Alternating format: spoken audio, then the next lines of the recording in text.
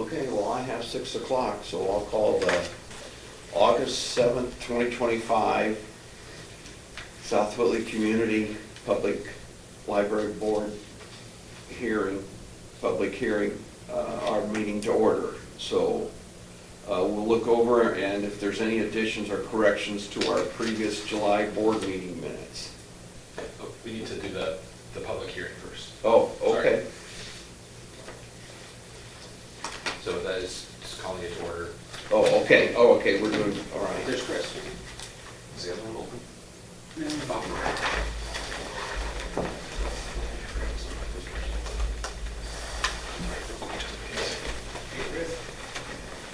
Oh, I saw, there's 2 on it, okay. So help me understand, public hearing for the budget and then the public meet, or then. And then our regular board meeting, yeah.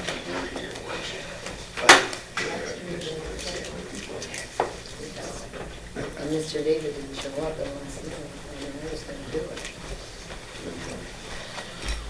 Well, I was on a fishing trip. But you planned when you knew this Yeah, meeting and was I didn't gonna know it'd be that big a deal. Never had an idea that It hadn't been that big of a Someone, deal had- since I had got an known. email that I was gonna be in church, but I didn't check, I don't check my email. all the Yeah. time, so. I was a little taken back, and a little nervous, but I was sitting sideways to the crowd, and I just kept my eyes focused that way. All right, so this is where we'll cut into the meeting. Okay. And then do the opening for the public hearing. Mhm. And then when that closes, we'll go into the regular. Yeah, I'll call to order the public hearing on a 2026 budget. We have new business. The new business for our budget, we have advertised and are looking to adopt a tax levy of $566,101 with an estimated tax rate of 1.1813 per $100 evaluation.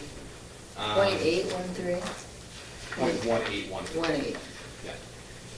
And then I have a presentation that I figured we could go over a little bit later for how we came to some of those numbers.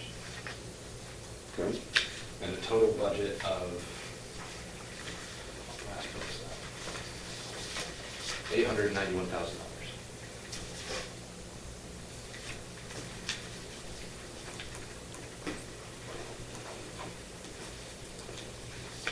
That's all we really have to do for the public hearing. Okay. So we have no one in attendance in the public. Do any of the board members have any questions or concerns? Okay. Well, I will call for an adjournment of our public hearing budget meeting for August 7th, 2025. Okay? All right. And we open the regular meeting. Then we will go to our regular meeting now, and we can review the minutes from July 10th. Wow. Okay.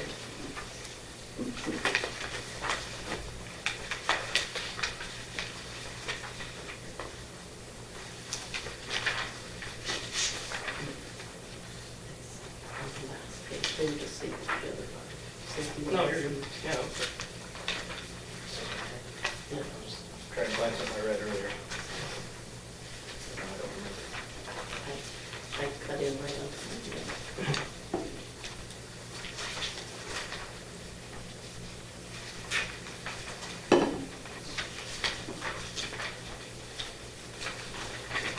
Okay, are there any additions or corrections to our July 10th, 2025 board meeting? If not, do I hear a motion to accept the board meeting minutes of July 10th, 2025? Make a motion. I have a motion, do I have a second? Second. Second, I have a motion and a second to accept the South Whitley Community Public Library Board meeting minutes of July 10th, 2025. All in favor by saying aye. Aye. Opposed? Okay. We will go on to our monthly treasury report from Chris.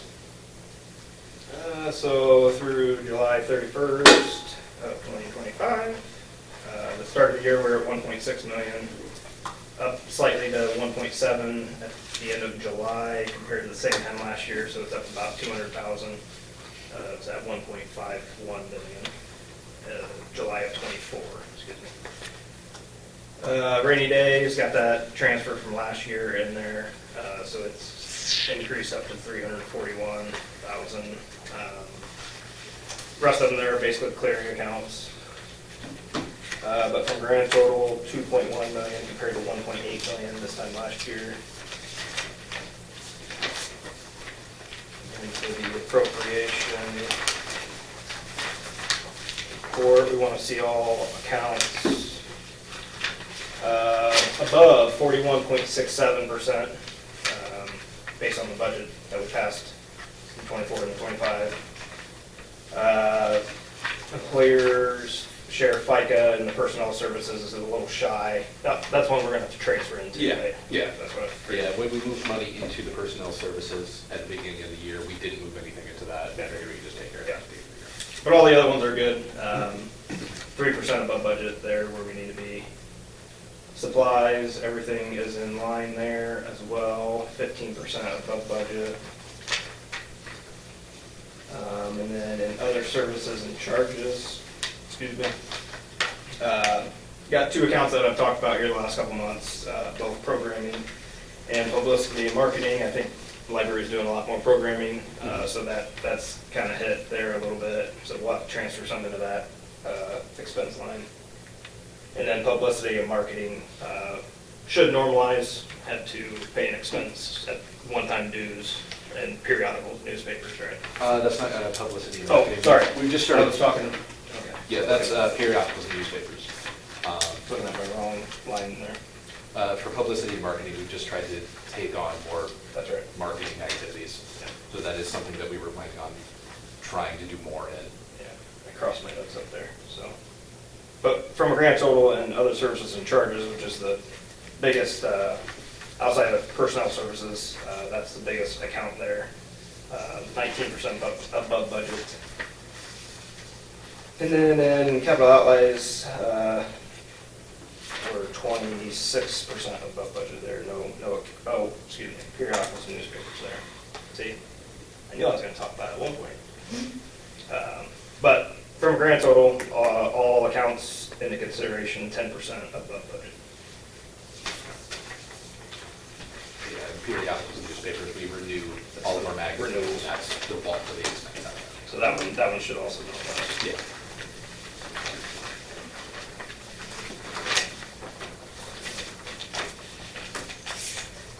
Okay, do I have a motion to accept the treasurer's report? A motion to accept the treasurer's report. I have a motion, do I have a second? Second. We have a motion and a second to accept our treasurer's report. All in favor by saying aye. Aye. And opposed? Okay. We will go on to circulating approval of claims and Cody's director's report. So, You might hit it in here. okay. So programs and collections, the anniversary showing of Back to the Future had 12 attendees, the regular showing of Fall Guy had 3. The next showing will be Transformers 1 on August 22nd. We've kind of noticed that when we do a couple movies during a month, the second one doesn't get quite as well attended, so I'm thinking about maybe changing that up a little bit for next year. On July 23rd, we had 15 people come donate blood to the American Red Cross. The All Gone Blue concert on July 24th did end up bringing in, it did end up being in the auditorium due to weather. We had 52 attendees. Summer reading has ended. We had good participation this year with similar average attendance during daily programs to last year. We also were able to record 248,000 minutes, 272 minutes across 136 participants. We had 29 kids in total come to the movies we showed for the final week's activities. On August 5th, we had an animal program put on by Hedgehog Hannah. It was an all ages program, and we had a wide age range here.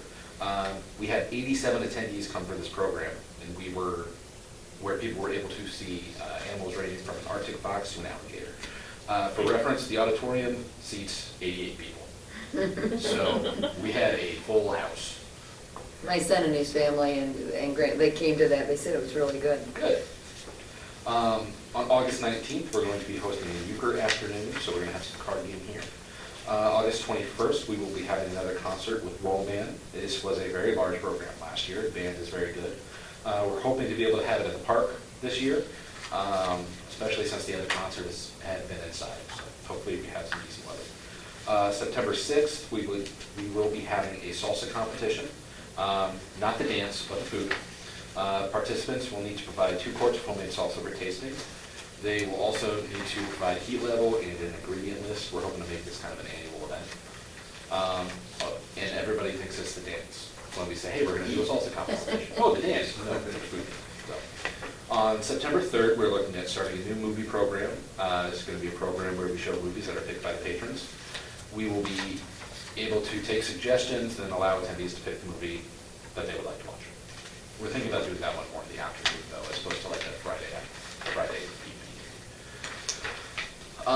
September 10th, we're having a mobile ed program, so they're going to come back. We had this last year. We're going to cycle through the entire elementary school to have a program here, educational purposes. We're going to try for the AIR program again. That one did fall through last year, and it became mechanics in motion, I believe, or forces in motion.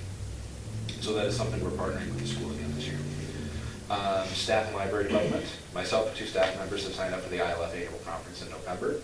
We were able to get the early registration pricing. If any board member is interested in attending, they are welcome to. Still able to register, just let me know. We now have an AED device in the library. 2 staff members attended training for this device. We are also able to request training for the whole staff. I think this is going to happen at an upcoming staff meeting. We will be sending 6 staff members to a small conference at the Peabody Public Library on September 12th, sponsored by Library Serving Communities, which is a group of directors that we're a part of. They meet regularly every other month, and we're able to provide a lot of assistance to each other. It's a very helpful group. I attended a meeting at the Whitley County Historical Museum, put on by the Indiana Historical Society. It's in relation to the American 250 event. Gave me a couple ideas for things we might try to help commemorate the 250th anniversary of America. Outreach and community involvement. The bylaws for the Friends of the Library group have been developed. We're now looking at getting registered as a 501c3 nonprofit organization. After that's done, they'll be able to do a call-out meeting. Jen Engel, our children's librarian, will be attending the back-to-school teachers breakfast and benefits fair for Whitco Community Schools. That's on August 11th. The partnership with Easter Seals has finished up for this summer. This program worked really well in our estimation. Some additional work involved to make it happen, but I think there was benefit to everybody. Building and maintenance. Board member Matt Long took a look at the automatic door button that had stopped working. He was able to fix this by replacing the batteries. We did not realize that it was battery powered. I thought all of those were hardwired. So that's something we should be able to take care of in the future if it comes up again. Also, thank you, Matt. This item should have come up in July. So Dave had told us in June that there were some bed bugs going around the community. So we contacted Rose Pest Solutions based on some online reviews. They were able to bring in a small dog that is trained to sniff out bed bugs at all stages of life. They cleared us, and we also purchased a Zap Bug oven. That is something that we're able to put bugs that come back in to cook the bugs in order to kill them, and that kills them at all life stages. We have that set up in the bookkeeper's office currently, and we have not had to use it, so that is good. We will be closed August 30th in order to have the carpets cleaned. We're already closed on the following Monday for Labor Day, so we will have a couple days for everything to dry out. One of the compressors in our HVAC system shorted out and is needing replaced. The cost for this is close to about $4,000. I emailed the Building and Grounds Committee about this, and Matt suggested looking into potentially replacing the unit. Since it is one that we've had since before the expansion, and it's over 10 years old. It may be something that we want to pay on a rainy day, especially based off of if we decide to go for a whole unit based off the price of that. So I need to just contact them and see if we can get a quote for that as well. I received the plans from SRKM for the serve move. Given when I received them just a few days ago, I haven't had a chance to look at them too terribly much. I will get more information to you guys when I can on that. For tech, we've purchased 3 new computers to replace the oldest staff workstations. Contacted ABC about which workstations need upgraded to Windows 11. They contacted me with someone else on staff who has not reached out yet. So I got to get back with them to say, hey, I really need that list soon. I contacted Gearhead Design. They handle our website. We need to have an ADA compliant website by 2027. He said they provided an additional plugin to make our website compliant, but it does carry an additional $600 cost per year. I had Larry, our tech guy, he looked into it. And he said it looks good, but is concerned about the additional cost. I'm gonna take a look at the contract we have with Gearhead to see if there's any requirements they might have on keeping us legally compliant. Our contract with Rico for our photocopiers is ending soon. Met with a rep from Perry Protech at Fort Wayne. I will also be speaking with a rep from Imaging Solutions. They're also at Fort Wayne, and I've got something set up with Rico later this month. We may be looking at doing a longer contract in order to get better monthly pricing. Normally, we've been doing 3-year contracts. We might look at a 4-year contract. Part of that will be, so we want to purchase our primary photocopier, which is currently leased, move that to where the one backed by Fiction is, move the one backed by Fiction down to Genealogy. Genealogy is the oldest one, get rid of that one. So it's just cycling it through. That's what we've done the last several cycles, to my understanding, with our photocopiers. So it's just looking at doing a similar thing again. So in finance, meeting with the LGF went well. Last month, they cleared our budget. We advertised it within the required time frame and through the appropriate channels. And the budget is scheduled for adoption at the September 11th board meeting. That is a really important one. We really need as many people as can be there to attend.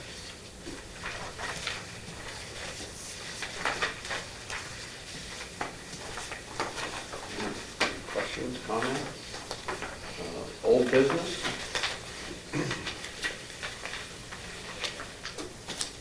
New business? The budget stuff is the main thing I was prepping for this board meeting. So What's the that? budget stuff is the main thing I was Yeah. prepping for this board meeting. Okay. Now, any miscellaneous public comment? I figured in the miscellaneous category, we could look at the presentation if you wanted to. It's also in paperwork that I've given you. Yeah, And it's just running through some of the math of how we figured it out. It's the 2026 budget. Yeah. Do we need to turn this back into you? Not at the time. No. Okay. That's fine.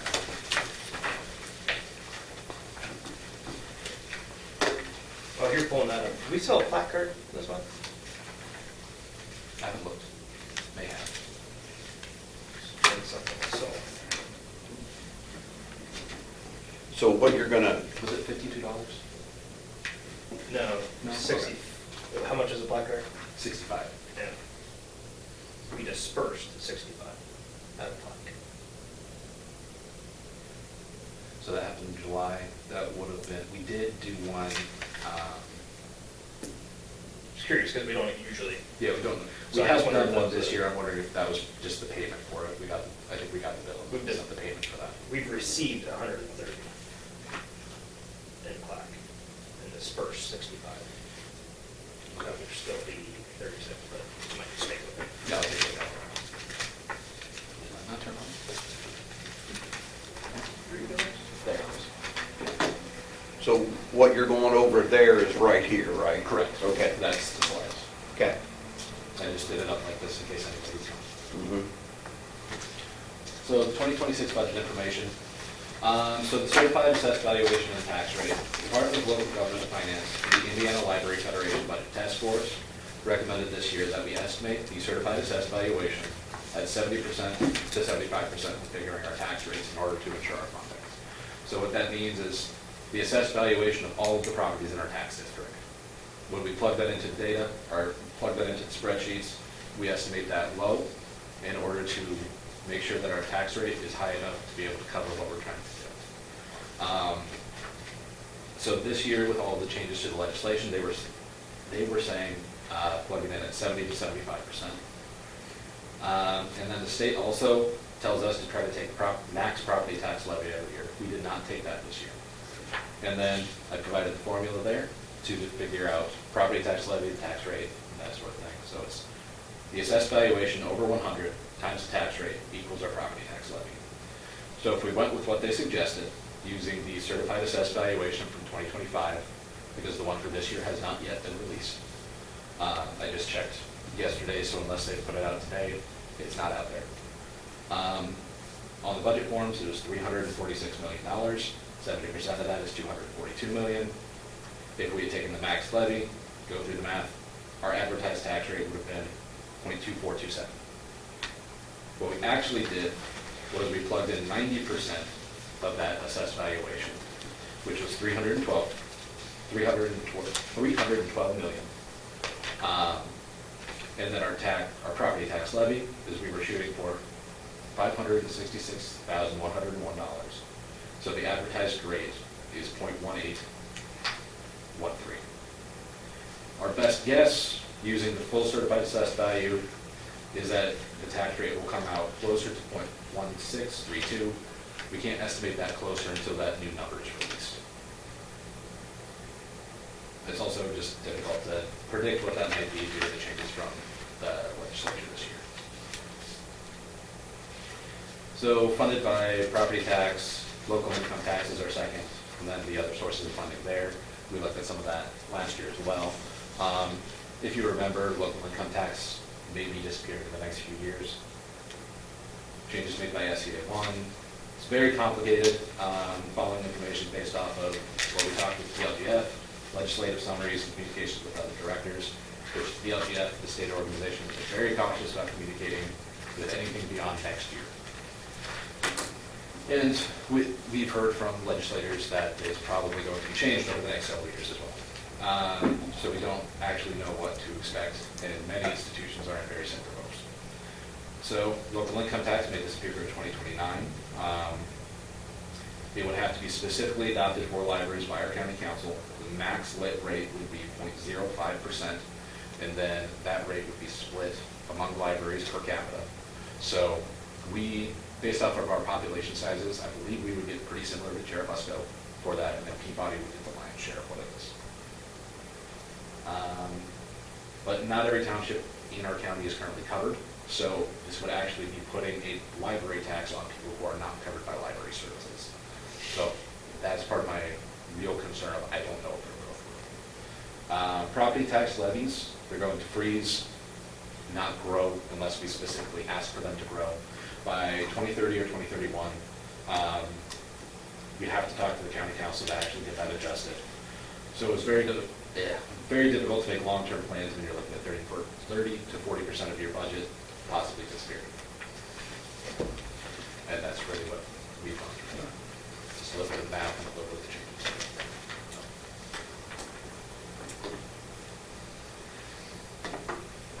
Do you have any idea why the state pushes you to take the full amount?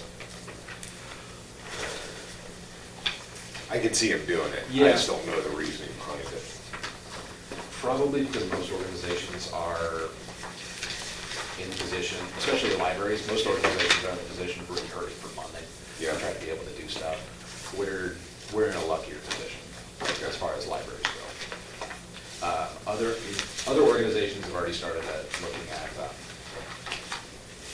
cost-saving measures, whether it be changing staff, taking out bonds just for cash flow purposes. They've already started doing some of that stuff. I think it's really too early to do that. Yeah. So, especially when you're looking at it all potentially changing in the next couple of years. Right. So.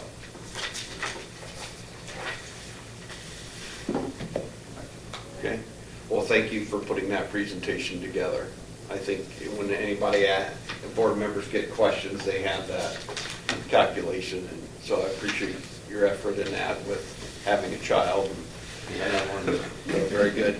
Yeah, and I always appreciate Chris doing the finance report and running that, so.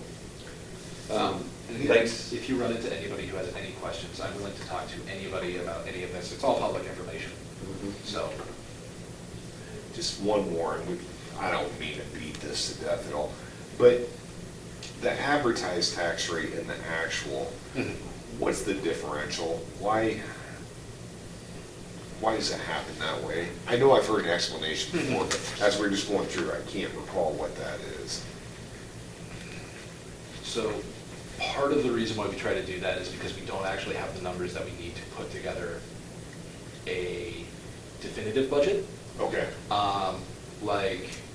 We don't have the certified assessed valuation yet.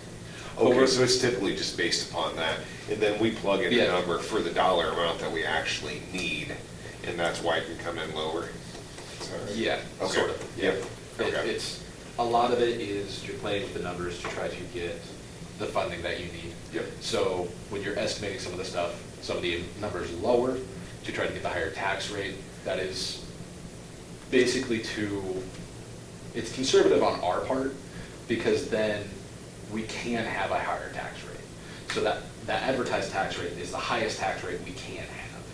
So if, like, the certified assessed valuation comes back, and there was a severe dip in that due to some of the changes in SEA 1, then it could be that we don't get the 566, depending on how much that would drop, because we would have needed a tax rate above .1813. So does the state approve the tax rate or the total number? They go through calculations. That's based off of the max levy growth quotient. Okay. So that's 4%, so we're able to apply that as 4%. That grows every year based off of the max number that we could take. Okay. So this year, the max number we could have taken was 589,000, I believe 589,000. Okay. So if it grows another 4% next year, it's not based off of the 566 that we're taking this year, it's based off of the 589. Yep. So that's the max that we can take. Okay. And then they tell us, basically it's like, hey, make sure you're below that. Interestingly enough, I learned this year, there's nothing statutorily that we're not actually able to request more than the max levy that we're able to take. Oh, really? Yeah, Huh. and that was actually suggested to me by somebody else. For their situation, it was because through all of the rounding errors, if you just request what that max is, Okay. all of the rounding stuff, you're going to inevitably get less than that max. So if you want to make sure you get the most, you try to advertise the higher tax rate, request as much as you can. And again, that's because a lot of libraries are in a very different financial position than you are. Yeah. But it's a lot of it's playing with numbers and stuff. Because, like, we don't know what our lit is 30 to 40% of our operating budget. And we don't know what that's going to be. Yeah. So the only one we can really mess with is the property tax. When do you get your lit number? Is it just when it comes in, that's when we're aware of it? I assume it's probably not far off of that. There's reports and things on the DLGF website. They provide a lot of that information. There's a date that it's supposed to be there, and then it usually comes in after that date. How many payments do you get a year from lit? Just one or? 12. Oh, it is? It's We will get monthly? 12, it's once a Okay. month.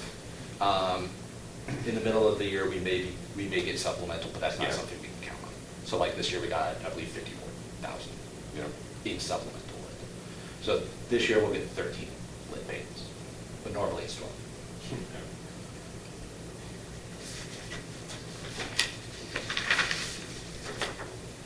Okay? That's something that will go away. Possibly. That depends on whether that part of the legislation stands over the next couple of years and what the county council decides.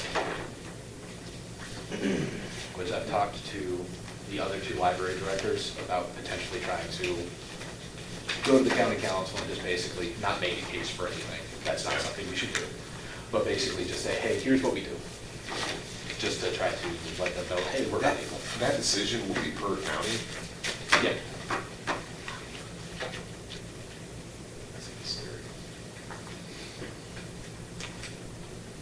And it's, as written currently, it's per year as well. So it might come in one year and it might not come in the next. Yeah. Does that just mean libraries won't get lit? That money will go to somebody else? For that, libraries have a specific lit that would get applied. So there's, I don't know if it's applicable to other organizations. I'll pay more attention to the library side, obviously. But there's a lit tax that can go on, and then they can tack on a library lit as well. But they might choose to not tack that one. And the max is 0.05%, but it's in 0.01% increments. So if they tack it on, it could be at 0.01%. So it's not something that the county would take away so they could have more money in a different department? It's just may not come to libraries at all? It's my understanding that, right, yeah, because there's still like a max lit that was put into the legislation. That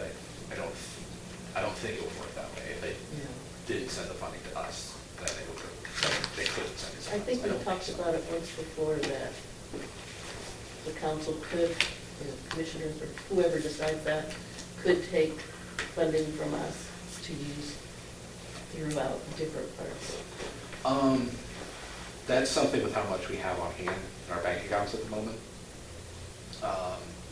We're supposed to keep a max of 150% of our operating budget in savings, and that's a max. A lot of people, other directors, suggest keeping about 50 to 70%.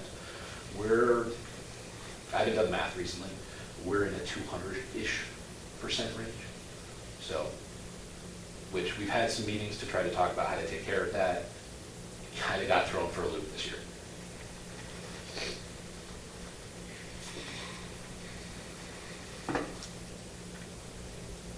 Because one of the things we talked about was not raising our property tax levy. But then, when the property tax freezes, what that is, that's your baseline. So, moving that up over the next few years, with the potential for late to go away, we're just trying to make sure that we're able to fund ourselves in the future. It's a really unfortunate thing, because we were wanting to not have that situation. And who requires you to keep 150% of your budget That's the max we can have saved, that's what I'm saying. from the state? Without the county council being able to step in and review some of our stuff. But That's not that's only if businesses they overall, choose. that's libraries. That's library. That's library. And that's only if they choose to. So are we in the hot seat because would you say we're sitting at 200%? I haven't run the numbers, Yeah, but the last time I ran it, it was around that. so that's something we need to take care of by the end of the year, or? No. Okay. No, we were trying to make some long-term plans Yeah. to try to fix that, but then the current legislation entirely threw that for a loop. Yeah.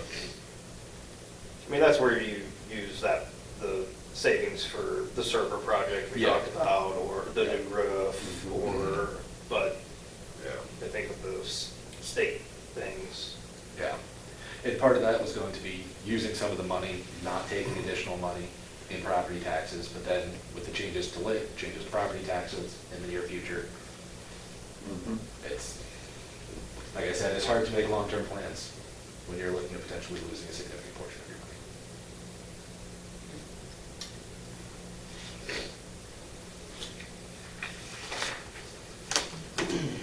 Any other questions? Joe? All right. You We'll got call you it. got thrown into a year where it's a little more complicated. Call the meeting adjourned.